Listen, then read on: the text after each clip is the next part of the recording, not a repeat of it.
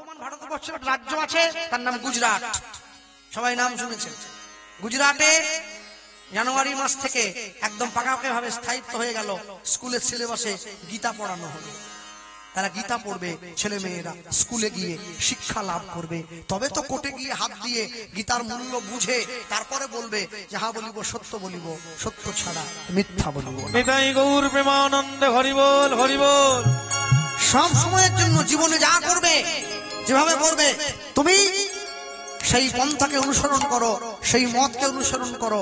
একদিন দেখবে তোমার পরিবার সুন্দর হবে, সমাজ সুন্দর হবে, দেশ সুন্দর হবে, নগর সুন্দর হবে, রাজ্য সুন্দর হবে। আর রাজ্য যেদিন সুন্দর হবে, গোটা দেশ ভালো হবে। আর গোটা দেশের হিন্দুরা যেদিন এক হয়ে যাবে, তারা দেখবে গোটা জগৎ সুন্দর, ভারত আবার জগৎ সভায় শ্রেষ্ঠ আসন লবে। এবার সেই ইটের টুকরো গুলোকে ধুয়ে, যখনই ধুতে গেল ব্রাহ্মণ, ধুতে গিয়ে দেখছে আমার ছেলে এগুলো ইটের টুকরো পায় নাই, একটা একটা সোনার টুকরো পেয়েছে। সেই সোনার খণ্ড একটু একটু করে ধুয়ে বাজারে বিক্রি করে বাঁকুড়া জেলায় তৈরি হলো মদন মোহনের মন্দির। গোপাল সিংহ রাজা হলো, কিন্তু মন্দির হয়েছে, রাজা হয়েছে, মন্দিরে ভগবান কোথায়? এবার আবার জালটা নিয়ে যাচ্ছে নদীতে জাল ফেলার জন্য, আর মনে মনে কি বলছে, তুমি যার জন্য মর ভেবে ভাবো, সে কি তোমার সঙ্গে যাবে, যাবে গো। তুমি যার জন্য মর ভেবে মা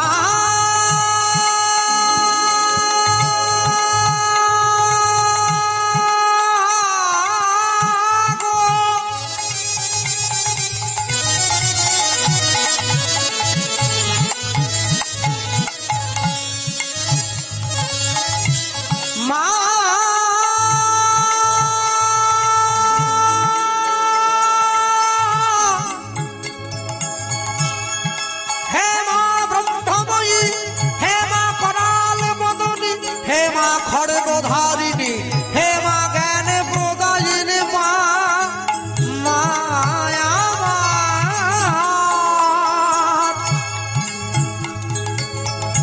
মায়া মা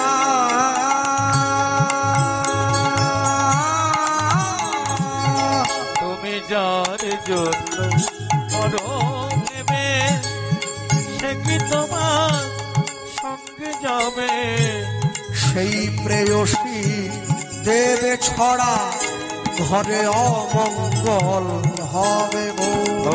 সেই প্রিয় সে দেবে ছড়া, ঘরে অমঙ্গল হবে বলে।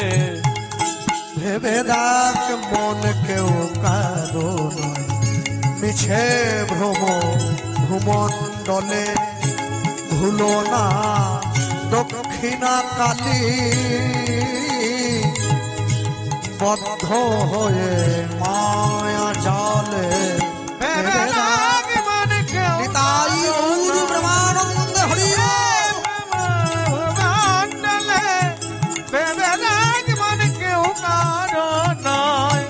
দিন দুই দিনের জন্য ভবে তোমায় কর্তা বলে সবাই মানে। দিন দুই দিনের জন্যে ভাবে কর্তা বলে সবাই মানে। আস্তে আস্তে আস্তে। মহারাষ্ট্রে একজন বয়স্ক 70 বছরের বৃদ্ধার উপরে আদালতে মামলা করেছিল সরকার। কি জন্য জানেন? সে বনে গিয়ে কাঠ চুরি করছে, তাই তার উপরে কেস হয়েছে। যখন তাকে জজ সাহেব ডেকে বলছে, এত বড় সাহস তোমার, তুমি জঙ্গলে গিয়ে কাঠ চুরি করছো, তখন সেই বৃদ্ধা হাত জোড়ো করে বলেছিল, স্যার আমি জঙ্গলে গিয়ে কাঠ চুরি করছি কেন জানেন?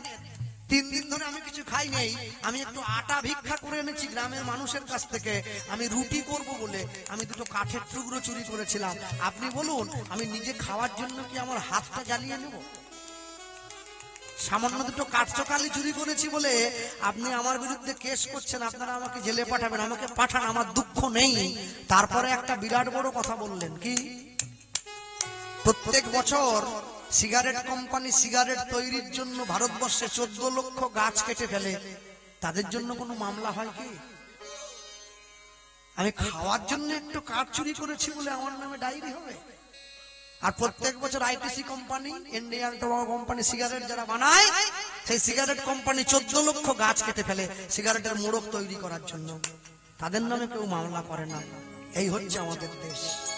দিন দুই তিন জন্য ভাবে তোমায় কর্তা বলে সবাই মানে, দিন দুই তিন জন্যে ভাবে কর্তা বলে সবাই মানে, সেই কর্তারে দেবে ফেলে কালা কালের কর্তা এলে, ওগো সেই কর্তারে দেবে ফেলে কাল কালে কর্তা এলে। ভেবে রাখবার কেউ কারো নয়, পিছে ভেবে রাখবার কেউ কারো নয়, পিছে ভেবে রাখবার কেউ কারো নয়। চতুর্থ বারেতে জাল জলেতে ফেলিল, জলেতে ফেলিল, এবার জালের মধ্যে মদন মোহন উপনীত হইল। উপনীত হইল, দেখো মদন মোহন জালে উঠিল, নিতাই উঠিল, মোহন জানে উঠিল, মদন মোহন জালে উঠিল, মোহন জানে উঠিল, ভক্তের এবার আনন্দ হইল, জানে উঠিল, মদন মোহন জালে উঠিল, মোহন জানে উঠিল, ভক্তের এবার আনন্দ হইল, মোহন জানে উঠিল, এবার প্রেমানন্দ হরি বল। জানে উঠিল, আনন্দে ভগবান মদন মোহন জানে উঠিল, মদন মোহন জানে উঠিল, মদন মোহন জানে উঠিল, মদন মোহন জানে উঠিল। সেই মদন মোহনকে ঘরে নিয়ে এসে মন্দিরের দরজায় বসিয়ে দিয়েছে, মন্দিরের মধ্যে ভগবানকে বসিয়ে দিয়ে আপন মনে ভগবানকে ডাকছে, প্রভু আমি কি তোমার সারা জীবনে এরকম দেখবো? তুমি বসে আছো পাথরের ঠাকুর হয়ে, আমার সঙ্গে কথা বলো, আমার সঙ্গে খেলা করো, একবার দুবার তিনবার, হ্যাঁ সামনে গিয়ে যখন ডাকছে, আর যখন ভগবানকে একবার দুবার তিনবার ধরে চারবার ধরে ডাকছে, ভগবান সাড়া দেয় না। আমাকে একজন ভালো লোক বলেছিল, আপনি যে কীর্তন করেন, আপনারা যে কীর্তন করতে যান, আপনারা যে বলেন তুমি গত জীবনে যা করেছো এই জীবনে সেই কর্মের কর্মফল তোমায় ভোগ করতে হবে, এসব বাজে কথা। হ্যাঁ? যা কর্ম করছি মানে যা করছি এ জীবনে করছি, এ জীবনে সব শেষ হবে, এ জীবনে চলে যাব। তা আমি তাকে বলেছিলাম যে যদি আপনার সঙ্গে কোনো বড় ডাক্তারের পরিচয় থাকে, আপনি তাকে জিজ্ঞাসা করবেন কি যে খাবার আমরা খাই না, যে খাবারটা আজকে আমরা খাই, এই খাবারটা আজকে খেলে এই খাবারের পুষ্টি গুণ, যা নিউট্রিশন, যা পুষ্টি গুণ আছে, এই পুষ্টি গুণটা 41 দিন পরে আমাদের বোন মেরোতে যায়। আজ আপনি যা খাচ্ছেন সেই খাবারের ভালো গুণ বা মন্দ গুণ যাই থাক, কেউ যদি মনে করে বিমল খেয়ে ভালো গুণ পাবো, তা তো হবে না। দুধ খেয়ে ভালো গুণ পাই। আর মানুষ হয়েছে তেমনি, যে অমিতাভ বচ্চন জীবনে কোনোদিন স্কুটিতে চাপেনি, সে টিভিএস এর স্কুটির অ্যাড দিচ্ছে, মানুষ তাপ করে কিনছে। অজয় দেবগান জীবনে বিমল খেয়েছে, কেটে এরম করে খায়, সেই থেকে মানুষ কিনছে, অভিনয় করছে, অভিনয়ের পাল্লায় পড়ে গেল লোকে। জগৎ শুধু ছাঁচে চলছে, জানেন তো, আসল সত্যিটা কেউ জানে না।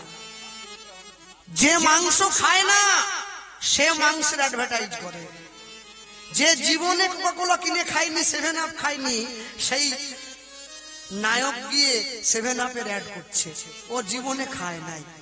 হ্যাঁ মনে রাখবে, আমি যখন আমাদের পাড়ার কোন ছেলেকে বলি নায়ককে, বলে শাহরুখ খান, নায়িকাকে দীপিকা পাডুকোন, ও জানেই না কে নায়ক কে নায়িকা। বাড়ির ছেলে মেয়েদের শেখাবেন নায়ককে বিনয় বাদল দীনেশ, ক্ষুদিরাম বসু, সুভাষচন্দ্র বসু, তারা নায়ক। নায়িকাকে মাতঙ্গিনী হাজরা, ঝাঁসির রানী লক্ষ্মীবাই, ইংরেজের দেওয়া গুলি খেয়েও দেশের পতাকা যে মাটিতে পড়তে দেয়নি, সেই তো আসল নায়িকা। কেন? আমার কথায় কেউ দুঃখ পাবেন না, মানুষ বড় আজব। 200 টাকার জন্য যে মেয়ে মানুষ সংসারে অভাবের দায়ে পড়ে 300 টাকা 500 টাকা 1000 টাকার বিনিময়ে নিজের অঙ্গের কাপড় সরিয়ে দেয়, সমাজ তাকে বেশ্যা বানিয়ে দিয়েছে।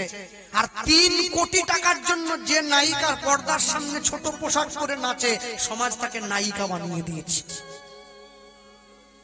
দুটোই বেশ্যা, এটা ছোট ওটা বড়। মনে রাখবেন, মানুষ বড় আজব। যুব সমাজকে বুঝে নিতে হবে জগতের সার কোনটা। এখনো যদি যুব সমাজ ইয়ং ছেলে মেয়েরা না বোঝে, তাহলে তুমি কি করে বুঝবে জগতের প্রকৃত সত্যটা কি? মনে রেখো, বলো ভালোবেসে সুখী হতে, বলো কে না চায়। রাধা সুখী হয়েছিল পেয়ে শ্যামরায়। এখনকার দিনের গান তো আমি কিছু বুঝি না, ধুম ধাম এই শুধু মিউজিকের শব্দ। বলবেন না, হ্যাঁ আরে কীর্তনে দক্ষিণ 24 পরে লোকে আমাকে বলছে কৃষ্ণবাবু সব কিছু করবেন, একটা গান গাইতে পারবেন কি? বলে কোনটা? বলে কাঁচা বাদামটা। আরে ভগবান, কাঁচা বাদামও গান হয়ে গেল। হ্যাঁ, আমি আসলে দাঁড়িয়ে বলেছিলাম, মনে রেখো কাঁচা বাদামের জাহাজটা কিন্তু একদিন ডুবে যাবে। দেখুন ডুবে গেছে আমি, কিন্তু আমার ছোট্ট নৌকাটা যেমন চলছিল ঠিক তেমনি চলবে।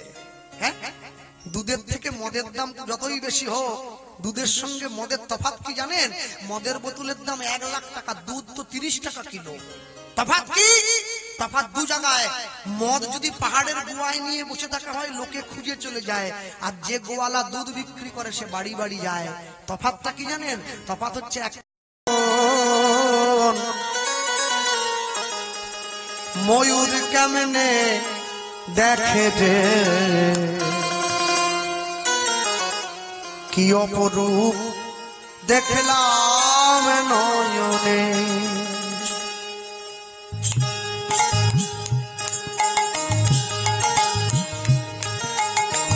ভগমনা নদী চাঁদে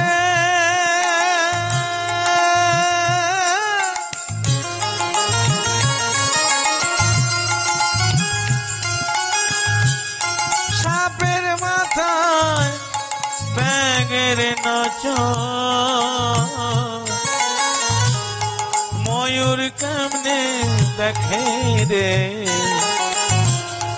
কি অপরূপ দেখলাম নয়নে, কি অপরূপ দেখলাম নয়নে। চোর গেল চুরি করতে,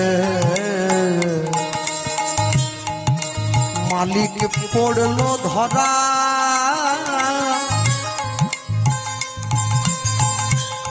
হাইকোর্টেতে বিচার পড়লো। দেখো হাকিম 3 জন মরা রে, কি অপরূপ দেখলাম নয়নে, কি অপরূপ দেখলাম নয়নে। চাষার যখন হয়নি জনম,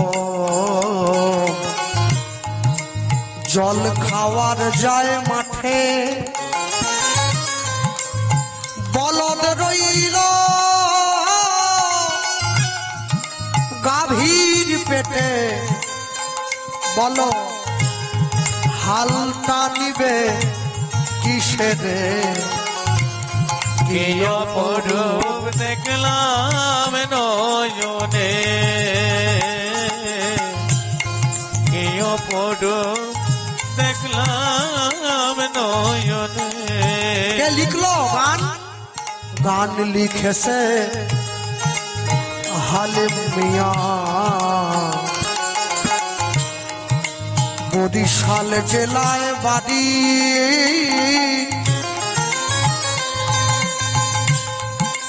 জীবনের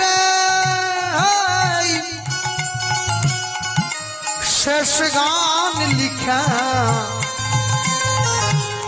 হালিম ছাড়ল রে ঘর বাড়ি রে কি অপরূপ দেখলাম নয়নে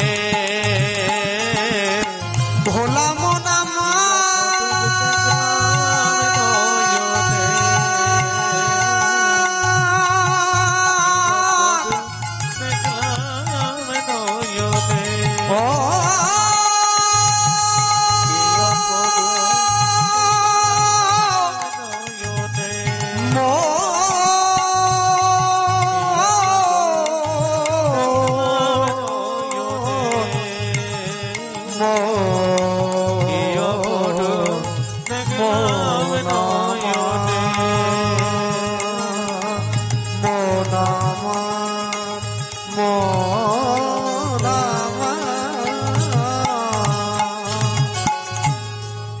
প্রথম বারেতে জাল জলেতে ফেলিল জলেতে ফেলিল চন্দন মাকা তুলসী পত্র জালেতে উঠিল জলেতে উঠিল গোপাল বাবুর হরিনামে মুগ্ধ হয়ে আর এক ভক্ত গোপাল দাস মহাশয় ওনাকে 100টি টাকা ভগবানের সেবার জন্য উপহার দিলেন। আপনারা এই কীর্তনিয়াকে একটু আশীর্বাদ করুন। এখন থেকে যেভাবে গান গাইছে আগত 10 বছর পর এনাকে আমরা আসরে আনতে পারবো কিনা সন্দেহ হয়ে দাঁড়াচ্ছে। অনেক বড় মাপের একজন কীর্তনিয়ানি তৈরি হবে।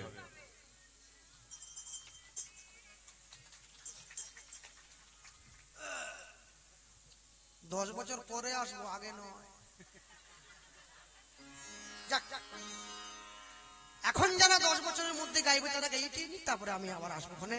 হ্যাঁ, প্রথম বারেতে জাল জলেতে ফেলিল জলেতে ফেলিল চন্দন মাকা তুলসী পত্র জালেতে উঠিল জলেতে উঠিল দ্বিতীয় বারেতে জাল জলেতে ফেলিল জলেতে ফেলিল শঙ্খ ঘণ্টা পঞ্চ প্রদীপ জালেতে উঠিল জলেতে উঠিল তৃতীয় বারেতে জাল জলেতে ফেলিল জলেতে ফেলিল চার খণ্ড ইটের টুকরো জালেতে উঠিল জলেতে উঠিল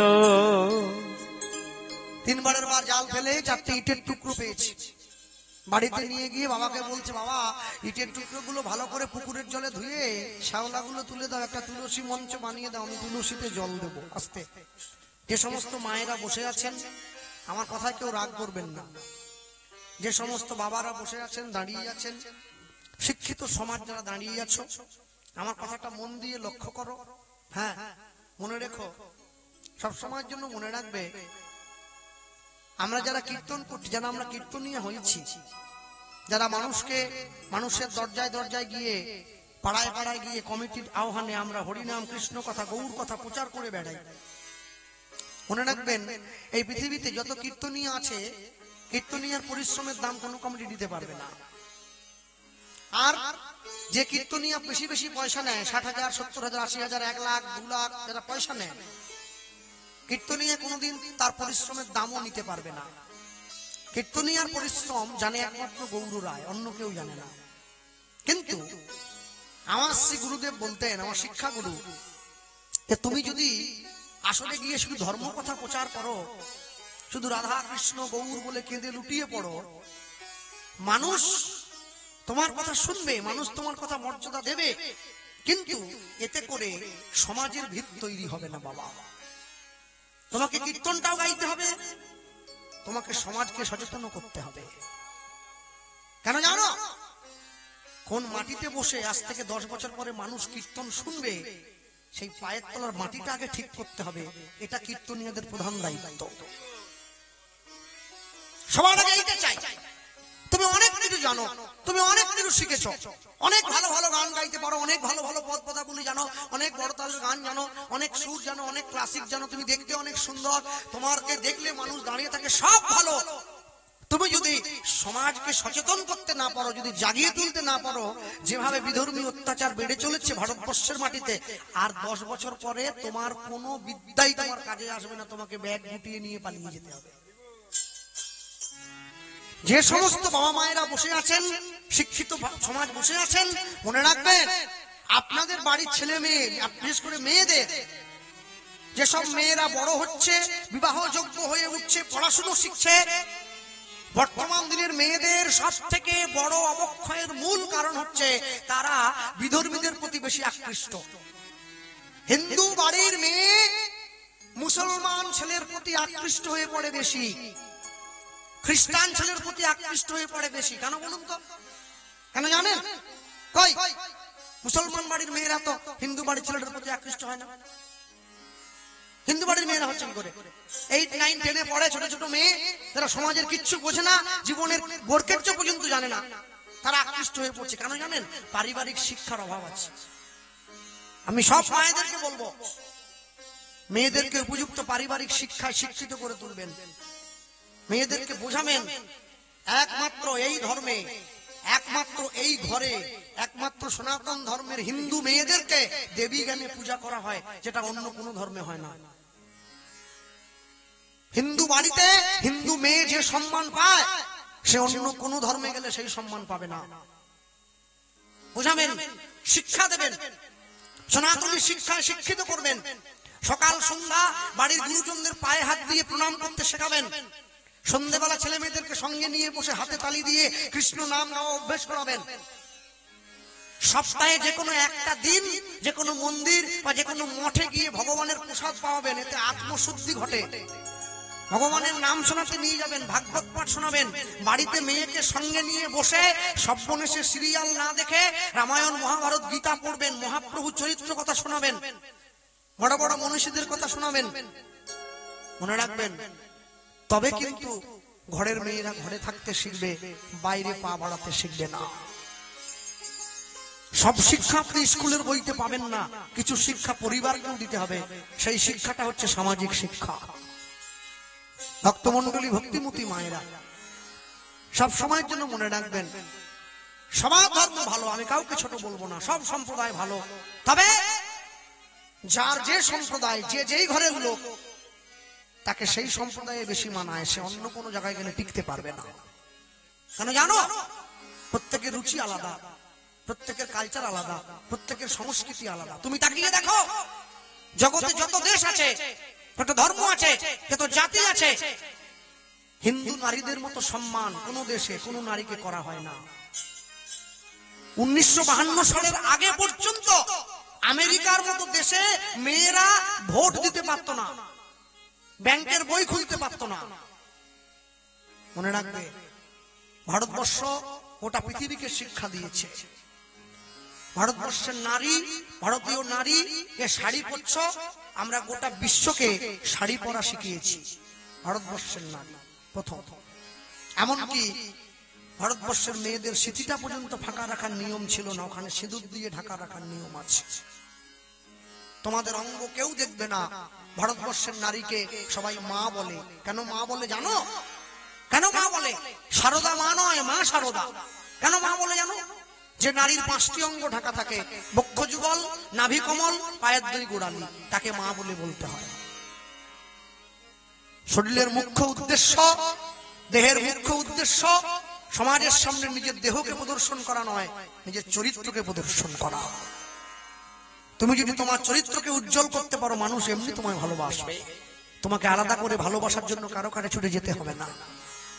সব সময়ের জন্য মনে রেখো, যে পিতামাতা তোমাকে এত কষ্ট করে বড় করেছে, এত কষ্ট করে মানুষ করেছে, তুমি সেই বাবা মায়ের মুখে কালি দিয়ে অন্য সম্প্রদায়ে চলে গেলে তোমার বাবা মায়ের বাকি জীবনটা কি করে কাটবে? তারা কি করে পরের সামনে মুখ দেখাবে? এই চিন্তা করে তারপরে অন্যদিকে পা বাড়িও। শিক্ষা জাতির মেরুদণ্ড। বিবেকানন্দ বলেছিলেন, education is the manifestation perfection already in man. মানুষের প্রকৃত শিক্ষা তার নৈতিক, চারিত্রিক এবং আধ্যাত্মিক বিকাশ। তা যদি না করো, তাহলে তুমি চলতে পারবে না, তুমি বলতে পারবে না। হ্যাঁ, আমরা ইংরেজ দেশ থেকে চলে গিয়েছে, কিন্তু বাঙালির মন থেকে এখনো ইংরেজি আনা চলে যায় নাই, যার জন্য বাঙালির কপালে এত দুঃখ রয়ে গেছে। হ্যাঁ, মনে রাখবে, গর্ব করে বলবে আমি হিন্দু, কারো কাছে লজ্জা পাবে না। ওঠো, জাগো, নিজের প্রাপ্যটা বুঝে নাও। আর এই যে মন্দির, মনে রাখবে, গ্রামে যাদের বাড়িতে পয়সা আছে, যে গ্রামে মন্দির আছে, শীতলা মায়ের মন্দির হোক, কালী মায়ের মন্দির হোক, তোমরা সকলে মিলে 5 টাকা 10 টাকা করে চাঁদা দিয়ে একটা মাইক আর মেশিন কিনবে। ওরা 5টায় নামাজ পড়ে, তোমরা 4টে থেকে মাইকে হরি নাম বাজাবে। তবে সমাজের কল্যাণ হবে, তবে মানুষের কল্যাণ হবে, নচেত হবে না। আর যখন নগর সংকীর্তনে বেরোবে সবাই, তখন যেন তোমাদেরকে ডেকে ডেকে আনতে না হয়, এসো হে এসো হে বলে। তোমরা নিজের ইচ্ছায় বেরোবে, লাইন দিয়ে যাবে। প্রত্যেকের ধর্ম নিজেরা পালন করবে, কোন ধর্মকে ছোট করবে না, আর কোনদিন অপরের ধর্মকে নকল করবে না। অপরের ধর্মকে নকল করতে গেলে তুমি সব থেকে বড় বিপদে পড়বে। কোনদিন কাউকে গিয়ে তুমি কটু কথা বলবে না। হ্যাঁ, মনে রেখো, আমার বাবা বলতেন, ভদ্র মানুষ কাকে বলে জানো? কে ভদ্র? বলে, শত গালাগালি দেওয়ার পরেও যে লোকটা মাথা নিচু করে থাকে তাকে বলে ভদ্র মানুষ। যে কোনোদিন তোমার উপরে কটু কথা বলে নাই, সে ভদ্র মানুষ। জীবনে মাথা নিচু করতে শেখো। তুমি যদি মাথা নিচু করতে শেখো, তোমার সম্মান উঁচু হবে। আর মাথা উঁচু করতে শিখলে সম্মান নিচু হয়ে যাবে। বাড়ির ছেলে মেয়েদেরকে শিক্ষা দেবেন সব সময়ের জন্য।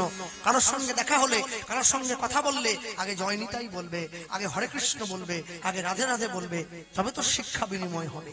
স্কুল, কলেজ, ইউনিভার্সিটিতে আগে দরকার ছিল এই শিক্ষাটা দেওয়া, কিন্তু আমরা দেই নাই। বর্তমান ভারতবর্ষের রাজ্য আছে, তার নাম গুজরাট। সবাই নাম শুনেছে। গুজরাটে জানুয়ারি মাস থেকে একদম পাকাপাকি ভাবে স্থায়িত্ব হয়ে গেল, স্কুলের সিলেবাসে গীতা পড়ানো হবে। তারা গীতা পড়বে, ছেলে মেয়েরা স্কুলে গিয়ে শিক্ষা লাভ করবে। তবে তো কোর্টে গিয়ে হাত দিয়ে গীতার মূল্য বুঝে তারপরে বলবে, যাহা বলিব সত্য বলিব, সত্য ছাড়া মিথ্যা বলিব। নিতাই গৌর প্রেমানন্দে হরি বল, হরি বল।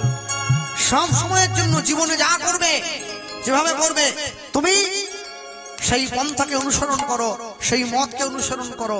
একদিন দেখবে তোমার পরিবার সুন্দর হবে, সমাজ সুন্দর হবে, দেশ সুন্দর হবে, নগর সুন্দর হবে, রাজ্য সুন্দর হবে। আর রাজ্য যেদিন সুন্দর হবে, গোটা দেশ ভালো হবে। আর গোটা দেশের হিন্দুরা যেদিন এক হয়ে যাবে, তারা দেখবে গোটা জগৎ সুন্দর, ভারত আবার জগৎ সভায় শ্রেষ্ঠ আসন লবে। এবার সেই ইটের টুকরোগুলোকে ধুয়ে, যখনই ধুতে গেল, ব্রাহ্মণ ধুতে গিয়ে দেখছে আমার ছেলে এগুলো ইটের টুকরো পায় নাই, একটা সোনার টুকরো পেয়েছে। সেই সোনার খণ্ড একটু একটু করে ধুয়ে বাজারে বিক্রি করে বাঁকুড়া জেলায় তৈরি হলো মদন মোহনের মন্দির। গোপাল সিংহ রাজা হলো, কিন্তু মন্দির হয়েছে, রাজা হয়েছে। মন্দিরে ভগবান কোথায়? এবার আবার জালটা নিয়ে যাচ্ছে নদীতে জাল ফেলার জন্য। আর মনে মনে কি বলছে?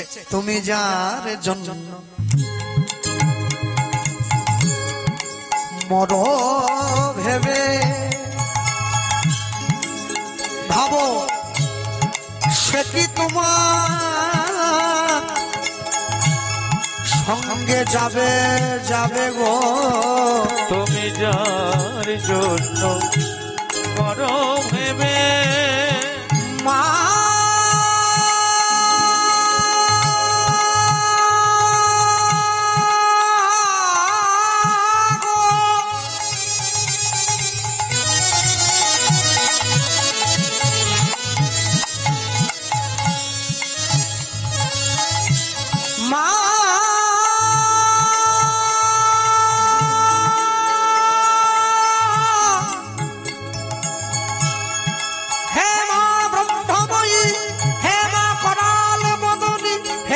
খড়গধারিণী, হে মা জ্ঞান প্রদায়িনী, মা মায়া